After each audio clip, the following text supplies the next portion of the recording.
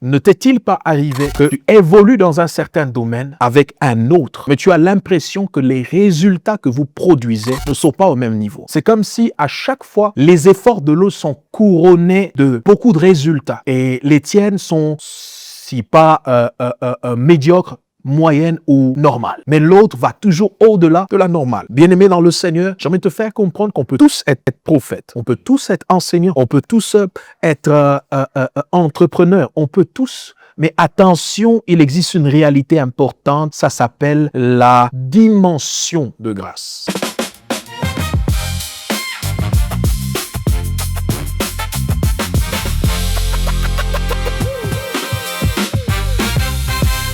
Shalom bien-aimés dans le Seigneur, j'espère que vous allez bien.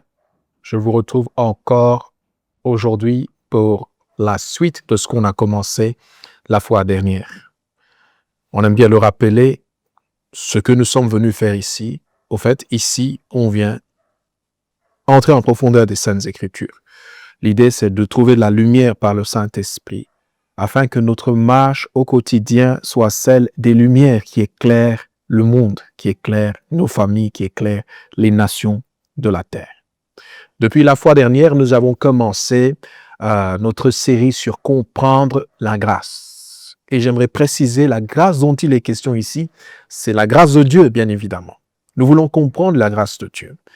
J'ai pris le temps la fois dernière, c'était de peindre le décor, d'établir l'environnement qui va nous permettre de décoller.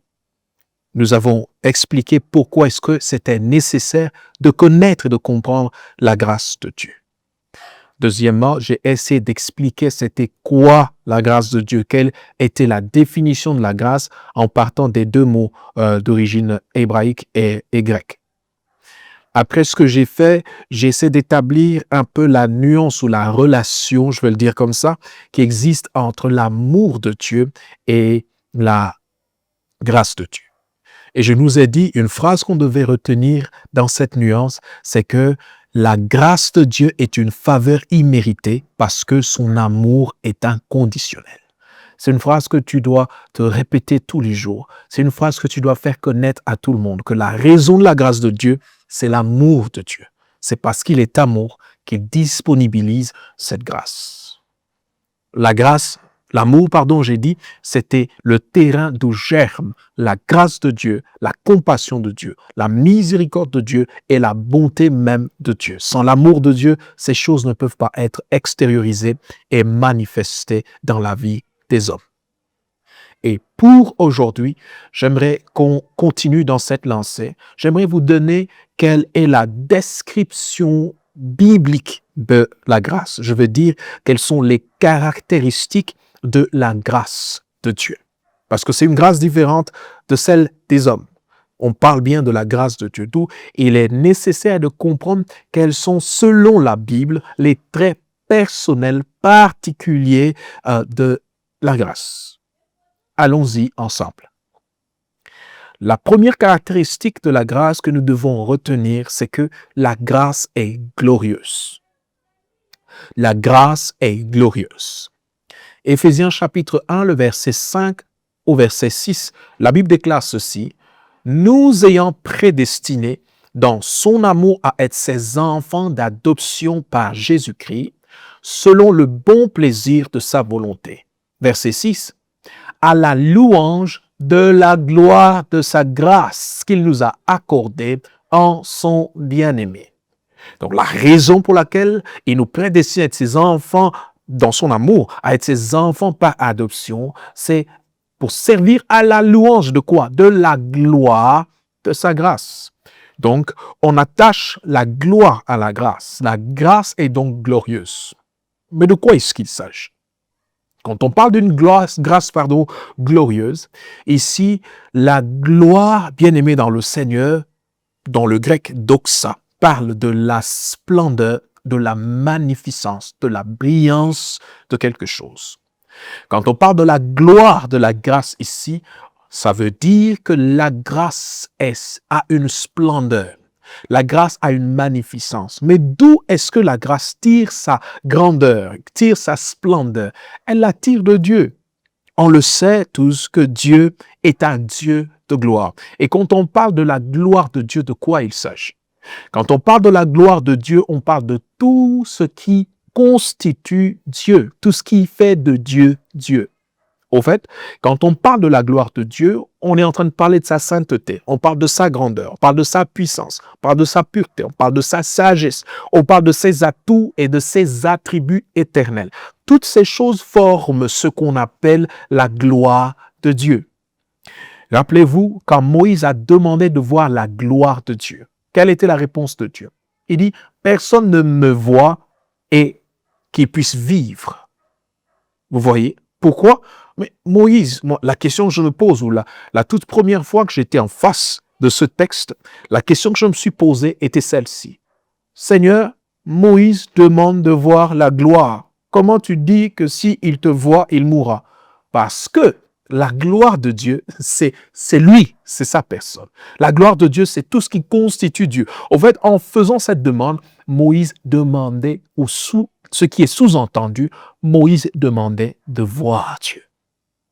La gloire donc, bien-aimée dans le Seigneur, c'est toutes ces choses qui font de Dieu Dieu. Alors, quand on dit que la grâce de Dieu est glorieuse, ça veut dire qu'à travers la grâce de Dieu se fait la manifestation de la gloire de Dieu dans nos vies. Quand la grâce est manifestée, nous expérimentons la grandeur de Dieu. Quand la grâce est manifestée, nous expérimentons la miséricorde de Dieu. Quand la grâce est manifestée, nous expérimentons la puissance de Dieu. Quand la grâce est manifestée, nous expérimentons la force de Dieu. Quand la grâce de Dieu nous est accordée, nous expérimentons Dieu. Voilà pourquoi je dis ici que la grâce est glorieuse. En d'autres termes, la grâce de Dieu manifeste la gloire de Dieu. Elle vient avec elle la gloire de Dieu. Elle apporte avec elle la gloire, la manifestation de la gloire de Dieu. Comment différencier la grâce des hommes à la grâce de Dieu? C'est que quand la grâce de Dieu est manifestée dans la vie d'une personne, cet homme va expérimenter Dieu. Il va expérimenter la gloire de Dieu. Deuxième description ou deuxième caractéristique de la grâce, c'est que la grâce de Dieu a des proportions. La grâce de Dieu se donne à des dimensions. Actes des apôtres, le chapitre 4, le verset 33. Écoutez ce que la Bible dit. Les apôtres rendaient avec beaucoup de force témoignage à la résurrection du Seigneur Jésus. Et une grande grâce reposait sur eux tous. Retenez cette phrase, une grande grâce reposait sur eux tous. Grand en grec, méga. Nous sommes dans le monde, ou dans le siècle du digital aujourd'hui. On sait que pour utiliser Internet, etc., les choses se calculent, les transferts, les téléchargements et les téléversements se font en mégabits, en kilobits, etc. Alors, quand on est déjà dans la dimension du méga, vous voyez que c'est une dimension, c'est une mesure, c'est une proportion. Quand on dit qu'une grande grâce reposait sur les apôtres ou sur eux tous, ce qui est sous-entendu, c'est que c'était une dimension grande de grâce qui reposait sur eux ou qui était répandue sur eux. Écoutez ceci. Luc chapitre 1, verset 28. Nous allons lire aussi le verset 41 au verset 43. Prenons le verset 28. Écoutez ce que l'ange dit à Marie quand il apparaît ou quand il le visite ou il la visite. L'ange entra chez elle et dit, « Je te salue, toi à qui une grâce a été faite. » Si vous lisez dans d'autres versions, l'ange a dit, « Je te salue, Marie, comblée de grâce » ou « pleine de grâce ». On voit là une dimension de grâce ou une proportion de grâce qui lui a été accordée. Pourquoi? Lisons la suite, verset 41. Dès qu'Élisabeth entendit la salutation de Marie, son enfant tressaillit dans son sein, et elle fut remplie du Saint-Esprit. Elle s'écria d'une voix forte, « Tu es bénie entre les femmes, et le fruit de ton sein est béni. » Verset 43. Comment m'est-il accordé que la mère de mon Seigneur vienne auprès de moi? Celle qui est en train de parler, souvenez-vous, venait elle aussi de vivre un miracle de la part du Seigneur. Et d'ailleurs, la raison pour laquelle Marie se trouve chez Élisabeth, c'est parce que l'ange a annoncé à Marie que sa parente Élisabeth était elle aussi dans sa vieillesse enceinte. Elle avait reçu un miracle venant de Dieu. Comme pour établir ou pour confirmer à Marie que rien n'était impossible à Dieu. Mais Élisabeth a reçu une grâce de Dieu, mais Élisabeth sait que la dimension de grâce qu'elle a obtenue n'avait rien de comparable à la grâce qu'il y avait dans le sein de Marie. Certes, Élisabeth portait le dernier des prophètes de l'Ancien Testament, Jean-Baptiste, mais attention, dans le ventre de Marie qui venait de recevoir la promesse de Dieu qu'elle avait reçue avec foi, dans son ventre résidait désormais le seul capable de baptiser du Saint-Esprit. Au fait, la première rencontre de Jésus-Christ et Jean-Baptiste, ce n'est pas au Jourdain. La première rencontre de Jésus-Christ et de Jean-Baptiste, c'était quand les deux, chacun était dans le ventre de sa mère. Mais ici, je suis en train de parler de la proportion de la dimension de grâce. C'est juste pour te faire comprendre quelque chose. C'est que, certes, Élisabeth a reçu une grâce, mais la grâce dans le ventre de Marie avait une dimension supérieure. D'où, bien-aimé dans le Seigneur, la grâce s'offre, se donne dans des dimensions. Ne t'est-il pas arrivé que tu évolues dans un certain domaine avec un autre, mais tu as l'impression que les résultats que vous produisez ne sont pas au même niveau? C'est comme si à chaque fois, les efforts de l'autre sont couronnés de beaucoup de résultats et les tiennes sont, si pas médiocres, moyennes ou normales. Mais l'autre va toujours au-delà de la normale. Bien-aimé dans le Seigneur, j'aimerais te faire comprendre qu'on peut tous être prophètes, on peut tous être enseignants, on peut tous être entrepreneurs, on peut tous, mais attention, il existe une réalité importante, ça s'appelle la dimension de grâce. Mais écoutez maintenant ceci, c'est que si l'un a une dimension et que l'autre a une dimension supérieure, ça ne fait pas de lui plus important que l'autre. Seulement, cette supériorité de grâce lui a été donnée à cause de l'appel qu'il a reçu. Très important à savoir. Donc, bien aimé, retenez, deuxième caractéristique de la grâce, c'est que la grâce se donne avec des proportions, des dimensions. On peut avoir une kilo-grâce, si on peut le dire. On peut avoir une méga-grâce. On peut avoir une giga-grâce. Dieu le déverse dans la quantité qu'il veut, dans la vie qu'il veut et pour accomplir ce qu'il veut. Mais attention, il est aussi possible de demander à Dieu une dose supérieure de grâce. On va y arriver. La troisième caractéristique de la grâce, c'est que, bien aimé, la grâce est riche. La grâce de Dieu est riche. J'aimerais lire un texte. Éphésiens chapitre 1, verset 7. Nous l'avons lu tout à l'heure. Revenons dessus. La Bible déclare ceci. En lui, nous avons la rédemption par son sang. La rémission des péchés, écoutez, selon la richesse de sa grâce. Selon la richesse de sa grâce. Selon la richesse de sa grâce. Quand on parle de la richesse de la grâce ou quand on dit que la grâce est riche, de quoi est-ce qu'il s'agit? Bien-aimé, ça veut tout simplement dire que dans la grâce, il y a toutes les ressources possibles pour accomplir n'importe quoi, pour vous rendre capable d'accomplir n'importe quoi et pour n'importe qui. Ça veut dire, dans ma situation particulière, je peux venir puiser dans la grâce de Dieu, mais je n'ai pas fini toute la ressource, je vais dire, je n'ai pas fini tout ce qu'il y a dans la grâce de Dieu. Au fait, ceux qui ont réussi, ceux qui ont avancé, ceux qui ont accompli des grandes choses avec le Seigneur, n'ont pas pris avec eux la dernière goutte de grâce qu'il y avait. La grâce de Dieu, elle est abondante. La grâce de Dieu est riche. Voilà d'ailleurs pourquoi la Bible nous dit ceci, écoutez, là où le péché a abondé, la grâce a surabondé. En termes d'abondance, même nos péchés ne font pas le poids. La grâce surpasse de loin en richesse, en pouvoir, même les péchés les plus compliqués, les péchés les plus bizarres. Voilà pourquoi dans 2 Corinthiens chapitre 9, le verset 8, la Bible dit que Dieu peut combler de toutes sortes de grâces, peut vous combler de toutes sortes de grâces, afin que possédant toujours en toutes choses de quoi satisfaire à tous vos besoins, écoutez, que vous ayez encore en abondance pour toute bonne œuvre. Quand la grâce de Dieu se manifeste, vous en avez en abondance. Parce que la grâce de Dieu, bien-aimé, elle est riche.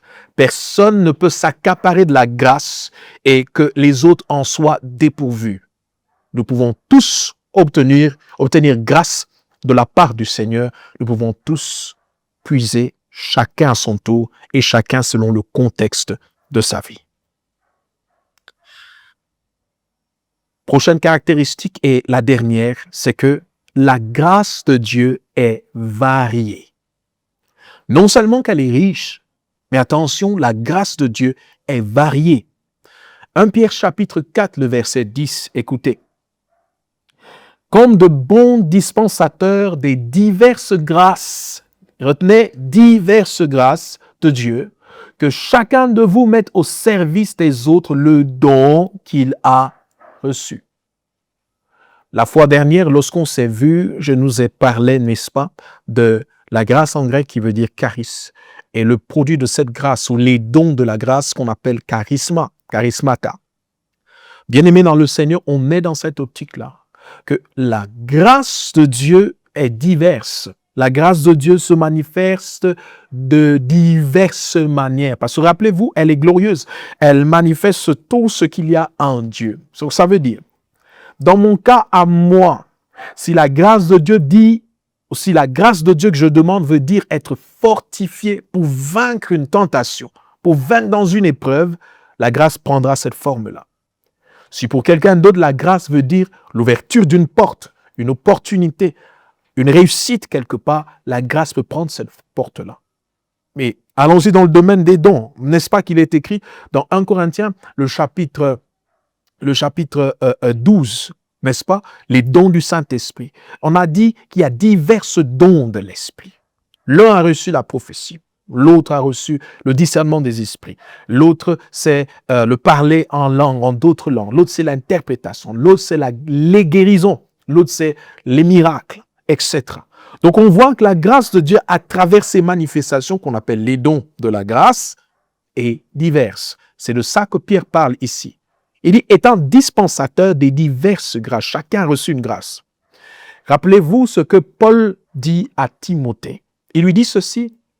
Il dit, prends soin, ranime la flamme du don qui est en toi, que tu as reçu par l'imposition de mes mains. Timothée avait reçu un don. Il a reçu une grâce dont il devait prendre soin. Mais sa grâce n'est pas forcément la grâce qu'il y avait dans Paul ou qu'il y avait dans les autres. Alléluia.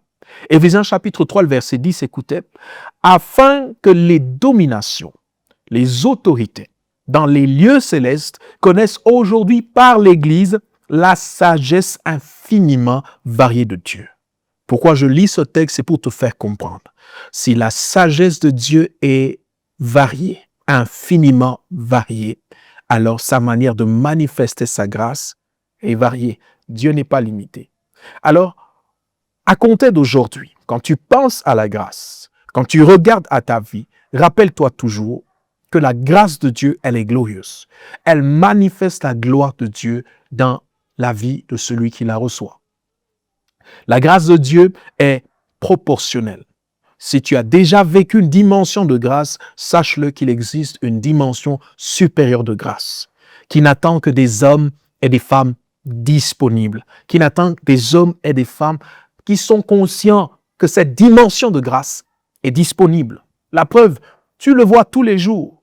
Tu vois des gens qui font mieux que toi, qui vont au-delà des limites qui te sont imposées. Tu peux aussi y arriver. La grâce de Dieu est riche. Personne n'a pris la dernière goutte de la grâce. Personne n'a fini toute la grâce de Dieu. Si eux ont pris hier, si d'autres ont puisé le matin d'aujourd'hui, tu peux puiser en ce moment.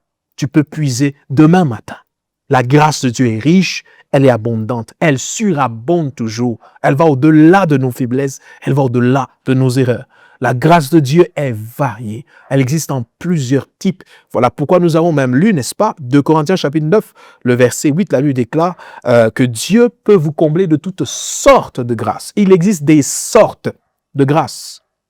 OK? Et en dernier lieu, la grâce de Dieu, n'est-ce pas, est variée. Alors, bien-aimés dans le Seigneur, voilà ce qu'on a appris aujourd'hui. On a appris à voir les traits particuliers de la grâce. Ce qui fait de la grâce de Dieu qu'elle est différente des autres grâces qu'on peut recevoir dans le monde, qu'on peut recevoir des hommes. La grâce de Dieu est particulière. Et cette grâce peut être offerte. Tu peux la vivre dans toutes ses proportions, dans toutes ses facettes. Que Dieu te bénisse. Restez connectés parce que à la fin de cette série, ce que nous allons faire, nous allons disponibiliser l'entièreté de cet enseignement dans un e-book que vous pourrez télécharger gratuitement sur notre site internet. Et le lien vous sera communiqué à la fin de cette série. Du reste, que Dieu vous bénisse et qu'on se voie.